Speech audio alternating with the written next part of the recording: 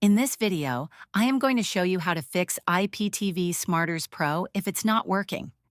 First, ensure that your internet connection is stable. A poor connection can cause streaming issues, so try restarting your router if necessary. Next, check if the app is up to date. Go to the App Store on your device, search for IPTV Smarters Pro, and see if an update is available. If there is, download and install the latest version. If the app is still not working, try clearing the app cache. On Android devices, go to Settings, then Apps, find IPTV Smarters Pro, and select Clear Cache. If you're using a Fire Stick, go to Settings, then Applications. Select Manage Installed Applications, find IPTV Smarters Pro, and choose Clear Cache.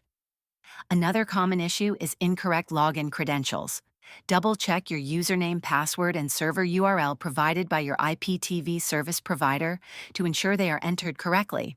If you continue to experience problems, try uninstalling and reinstalling the app.